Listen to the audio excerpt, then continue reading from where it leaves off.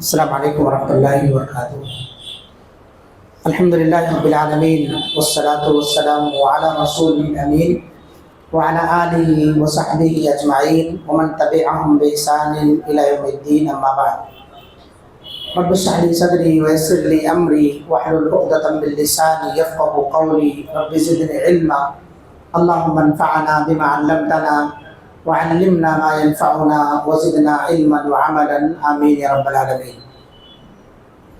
گزشتہ درس میں ہم نے نماز کے ارکان سے متعلق باتیں سنی تھیں۔ آج کے درس میں نماز کے اندر کون سی چیز واجب ہے، یعنی واجبات صلاۃ، اس تعلق سے گفتگو ہوگی۔ گفتگو میں داخل ہونے سے پہلے ضروری ہے کہ ہم یہ جان لیں کہ واجب کہتے کس کو،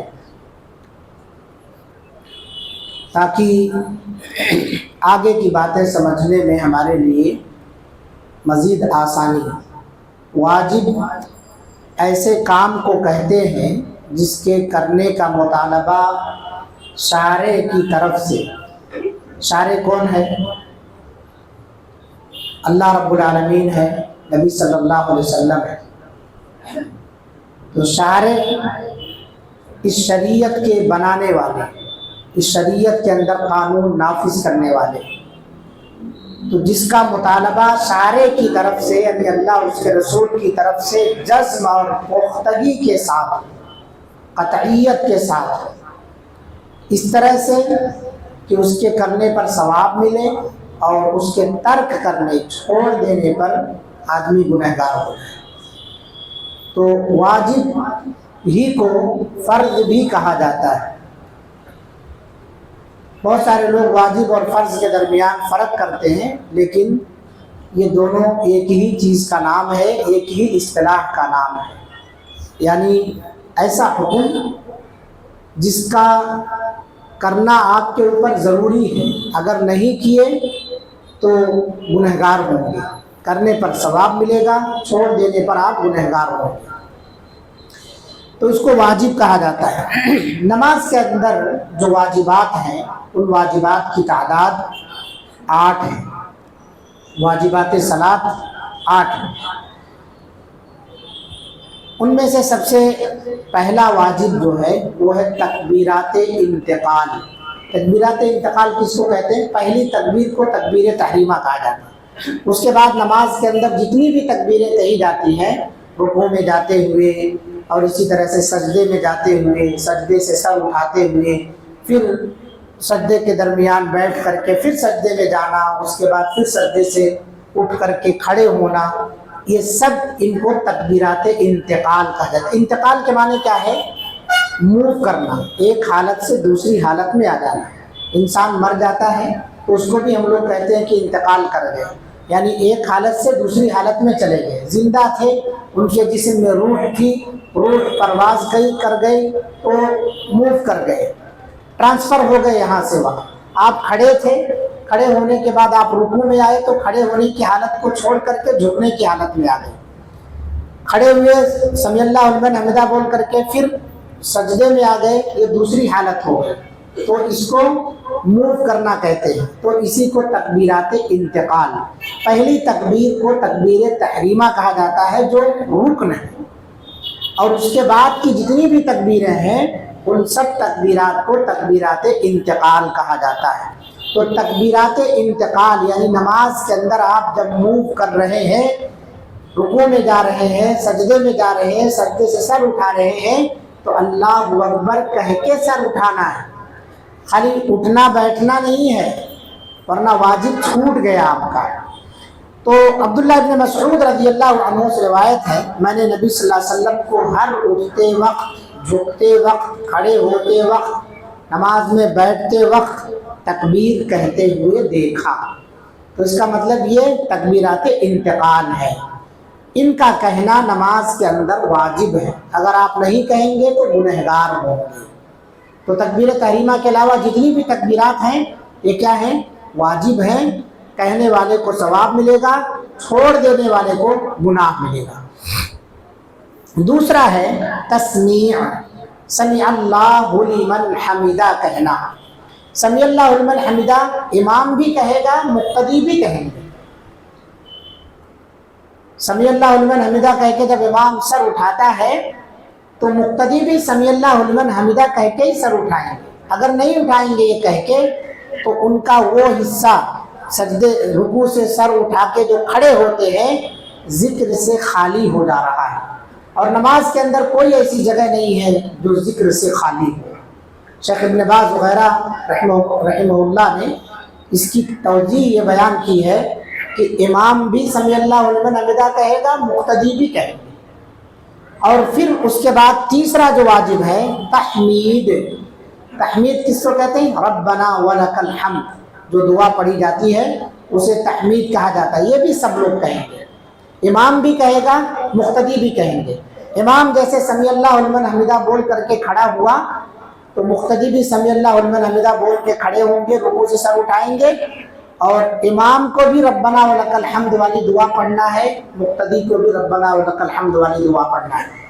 بہت ساری دعائیں حدیث کی کتابوں میں، اسی طرح سے دعا کی کتابوں میں موجود ہے۔ میں بار بار نام لیتا رہتا ہوں، حصن المسلم جو دعا کی کتاب ہے اس کے اندر اللہ کے رسول صلی اللہ علیہ وسلم سے رکوع سے سر اٹھانے کے بعد تقریباً 4-5 دعائیں ثابت ہیں، یاد کرنا چاہیے ہوئے۔ ہم لوگ آسان چیز دیکھتے ربنا لک الحمد، بس اسی پر ہے نماز ہو جائے گی، لیکن ایک مومن آدمی نیکیوں کا حریص ہوتا ہے، وہ زیادہ کا طالب ہوتا ہے کہ اسے زیادہ سے زیادہ چیز مل جائے، نیکیاں زیادہ سے زیادہ، افضل سے افضل چیز حاصل کرنے کے چکر میں رہتا ہے۔ تو ایماندار مومن آدمی اس چکر میں پڑا رہتا ہے، لیکن جو نفاق دلوں میں رہتا ہے وہ شارٹ کٹ مارتے ہیں۔ تو اس سے اجتناب کرنا چاہیے، ہمیں اپنے ایمان میں اضافہ کرنا چاہیے۔ تو یہ تیسرا واجب ہے تحمید کہنا۔ پہلا واجب بتایا تکبیر تحریمہ چھوڑ کر کے جتنی بھی تکبیریں ہیں جنہیں تکبیرات انتقال کہا جاتا ہے ان کا کہنا واجب۔ دوسرا رکوع سے سر اٹھانے کے بعد سمیع اللہ لمن حمدہ مقتدی اور امام دونوں کا کہنا۔ اکثر جگہوں پر صرف امام بولتا ہے، مقتدی ڈائریکٹ ربنا لک الحمد یا اللہم ربنا لک الحمد بولتے ہیں، چھوڑ دیتے ہیں۔ اس وقت اٹھتے وقت میں وہ حصہ ذکر سے خالی ہو گیا۔ اور اسی طرح سے بہت سارے امام سمیع اللہ لمن حمدہ بولنے کے بعد کھڑے رہتے ہیں، دعا نہیں پڑھتے، انہیں وہ حصہ ان کا قومہ میں خالی رہ گیا ہے۔ کہیں ایسی حدیث کے اندر ممانعت نہیں ہے کہ امام رکوع سے سر اٹھانے کے بعد جب کھڑا ہو تو وہ ربنا ولک الحمد نہیں پڑھ سکتا، اور نہ مقتدی کے لیے ممانعت ہے کہ وہ رکوع سے سر اٹھاتے وقت سمیع اللہ لمن حمدہ نہیں بول سکتا ہے، کہیں ممانعت نہیں۔ اور اللہ کے رسول صلی اللہ علیہ وسلم بولا کرتے تھے۔ شیخ ابن باز نے اس کی وضاحت کی ہے کہ جس طرح سے امام کے لیے وہاں منع نہیں ہے کہ ربنا ولک الحمد نہ کہے، اسی طرح سے مقتدی کے لیے بھی منع نہیں ہے کہ وہ سمیع اللہ لمن حمدہ نہ کہے۔ اگر دونوں ان حصوں کو چھوڑتے ہیں تو اس کا مطلب وہ حصہ نماز میں ذکر سے خالی رہ جا رہا ہے۔ اور شیخ نے فرمایا کہ کہیں بھی نماز میں کوئی بھی حصہ ذکر سے خالی نہیں، آپ غور کر کے دیکھ لیجیے۔ چوتھا واجب ہے رکوع میں سبحان ربی العظیم پڑھنا، یعنی تسبیح پڑھنا۔ اس کے علاوہ اور بھی بہت ساری تسبیحات ہیں، سبوح قدوس رب الملائکۃ والروح، اللہم اغفر لذنبی کلہ دقہ وجلہ اولہ وآخرہ، یہ بھی دعا آپ پڑھ سکتے ہیں۔ بہت ساری دعائیں اللہ کے رسول صلی اللہ علیہ وسلم سے رکوع میں بھی ثابت ہیں، سجدے میں بھی ثابت ہیں۔ تو یہ چوتھا واجب ہے رکوع کے اندر تسبیح پڑھنا۔ رکوع کے اندر اگر آپ نے تسبیح نہیں پڑھا تو آپ گنہگار ہوں گے۔ اور پانچواں واجب ہے سجدے کی دعا پڑھنا، سجدے کی دعا پڑھنا۔ تو دعا پڑھنا یعنی پڑھنے کا جو عمل ہے یہ واجب ہے، ٹھیک ہے۔ چھٹا واجب جو ہے پہلے تشہد کے لیے بیٹھنا۔ جب ہم 3 رکعت والی نماز پڑھ رہے ہیں، مغرب یا 4 رکعت والی نماز پڑھ رہے ہیں، عصر عشاء ظہر، اس سے پہلے تو 2 تشہد والی نماز ہے۔ پہلے تشہد میں بیٹھنا واجب ہے، آخری تشہد میں بیٹھنا رکن ہے، یہ دونوں یاد رکھیں۔ رکن چھوٹے گا تو نماز نہیں ہوگی، واجب اگر آپ کا چھوٹے گا تو آپ سجدے سہو کر لیں گے تو کافی ہو جائے گا. لیکن ارکان اگر چھوٹ رہے ہیں تو اس کو پورا کیے بغیر سجدے سہو کفایت نہیں کرے گا.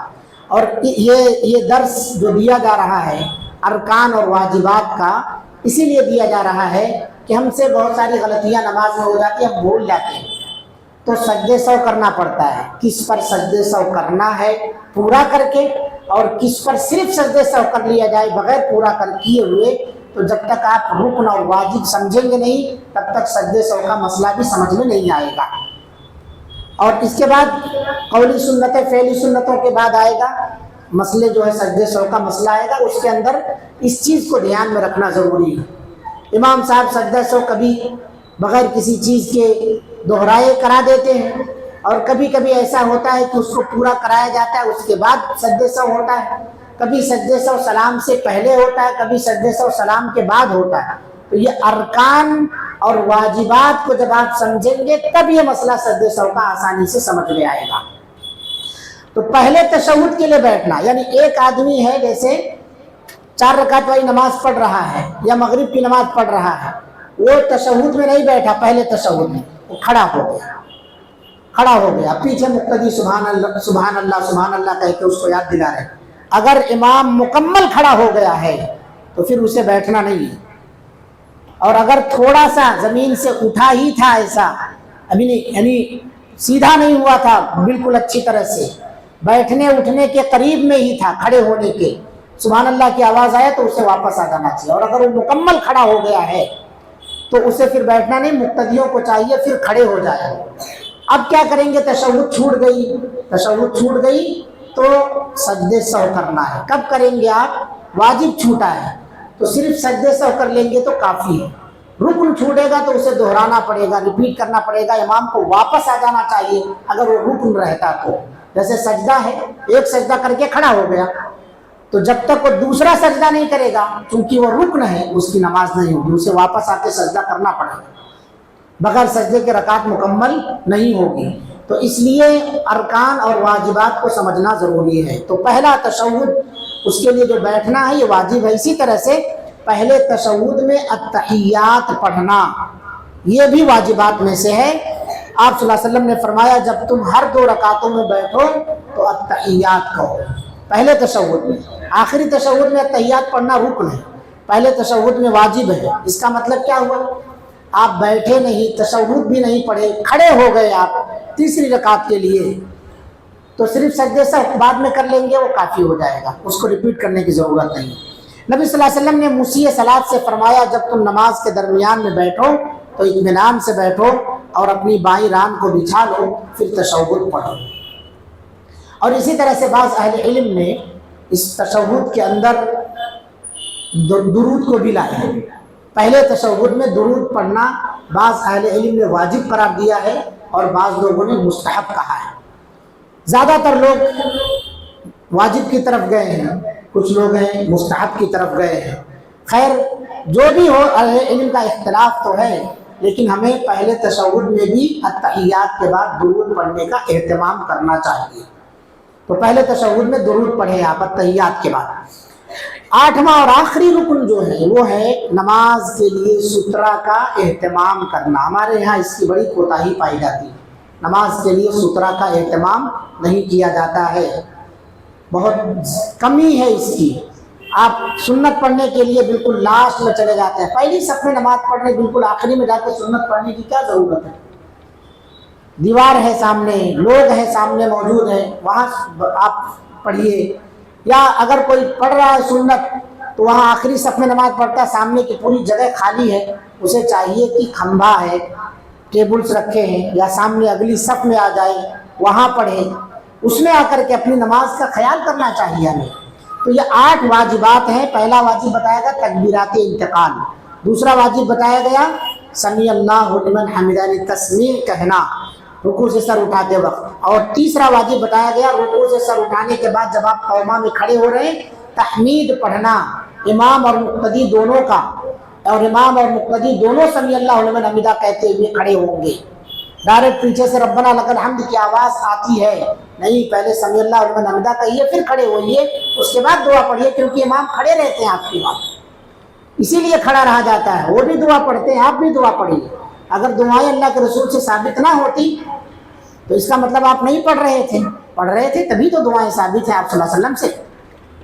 اور اسی طرح سے چوتھا واجب ہے رکوع میں تسبیح کا پڑھنا واجب ہے. اور سجدے کی دعا سجدے کی حالت میں پڑھنا یہ بھی واجب ہے. بہت ساری دعائیں ہیں, یاد کیجیے. ہم میں سے اکثر لوگ صرف سبحان ربی العظیم سبحان ربی الاعلیٰ پر اکتفا کیے بیٹھے. بڑی بڑی دعائیں ہیں سجدے کی حالت میں, اور اللہ کے رسول صلی اللہ علیہ وسلم نے مانگی ہیں اپنے رب سے دعائیں. یاد رکھیے نبی صلی اللہ علیہ وسلم نے اپنی امت کے اندر جو بھی خیر و بھلائی کی باتیں تھی ساری دعائیں مانگی ہیں آپ صلی اللہ علیہ وسلم. آپ کو جو چاہیے. لوگ سوال کرتے مولانا ہم اردو میں دعا کر سکتے کیا سجدے کی حالت میں؟ کیوں اردو کی ضرورت پڑ رہی؟ اس کا مطلب آپ کو نبی کی وہ دعا یاد نہیں ہے, تبھی آپ اردو کی طرف جا رہے ہیں. سجدے کی حالت میں اردو میں یا کسی بھی زبان میں دعا آپ کر ہی نہیں سکتے, کیونکہ نماز توقیفی عبادت ہے. اس کا طریقہ, اس میں پڑھنے والے اذکار سب آسمان سے اللہ تعالیٰ نے اپنے نبی کو بتایا ہے. تو نبی صلی اللہ علیہ وسلم سے ایک دعا دو دعا نہیں, تقریباً 7 دعائیں ہیں سجدے میں رکوع میں پڑھنے کی. ان دعاؤں میں سے 2-4 تو یاد ہو جائے آپ کو. کچھ لوگ کہتے ہیں کہ آپ لمبا سجدہ کر لیتے ہیں, ہم پیچھے بہت دیر تک انتظار کرتے رہتے ہیں. وجہ یہی ہے کہ آپ کو دعا یاد نہیں ہے, تو صرف سبحان ربی الاعلیٰ کتنی مرتبہ آپ کہیں گے؟ 2 بار 3 بار 4 بار 5 بار 6 بار 7 بار آدمی کہتا ہے, اس کے بعد تنگ آ جاتا ہے پھر اتنا لمبا سجدہ کر رہے ہیں. اور اگر آپ کو 2-4 دعائیں یاد ہو جائیں تو اتنی جامع دعا ہے وہ کہ آپ غور کریں گے اس کا ترجمہ پڑھ کے, آپ کہیں گے کہ اتنے سارے خیر و برکات سے محروم. تو اس میں کوشش کیجیے ہفتے بھر میں, مہینے بھر میں, آگے رمضان آ رہا ہے, تو کوشش کریے کہ اس رمضان سے پہلے ہمیں نماز کے اندر کی جتنی دعائیں یاد ہیں ہر ایک رکن کے لیے جو بھی زائد 2-4 دعائیں ہیں, ہر ایک واجب کے لیے 2-4 دعائیں جو اللہ کے رسول سے ایکسٹرا ثابت ہیں, جو ہم 55 میں یاد کیے تھے بڑھاپے میں بھی یاد کریں گے انشاءاللہ. کوشش کریں, ذہن بنائیں, اللہ مدد کرنے والا ہے. لہذا ربی زدنی علما پڑھیے, اللہ میرے علم میں اضافہ کرے. وہ پڑھ کر کے دعاؤں کو یاد کیجیے. تو یہ 7 واجبات ہو گئے, 5 واجب ہوئے, اور چھٹا ہے پہلے تشہد کے لیے بیٹھنا, اور 7واں ہے پہلے تشہد میں تحیات پڑھنا. 8واں واجب ہے نماز کے لیے سترہ کا اہتمام کرنا. نماز خواہ مسجد میں نمازی ادا کر رہا ہو یا کہیں اور, اسے سترے کا اہتمام کرنا چاہیے. اس کا درس کل مستقل طور پر سترے کے مسئلے سے متعلق انشاءاللہ اللہ کے فضل اور توفیق سے دیا جائے گا, کیونکہ یہ ایک مستقل چیز ہے اور اس کی حیثیت ہمارے درمیان سے دھیرے دھیرے کم ہوتی جا رہی ہے. اس کو ہم کچھ سمجھتے نہیں ہیں. اس کے مستقل احکام مسائل بیان کیے گئے سترہ کے, تو انشاءاللہ کل اس کی وضاحت کی جائے گی.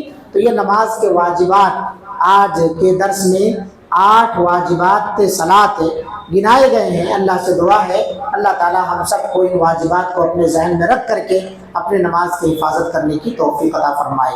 آمین. السلام علیکم ورحمۃ اللہ وبرکاتہ. سبحانک اللہم و بحمدک اشہد ان لا الہ الا انت استغفرک و اتوب الیک.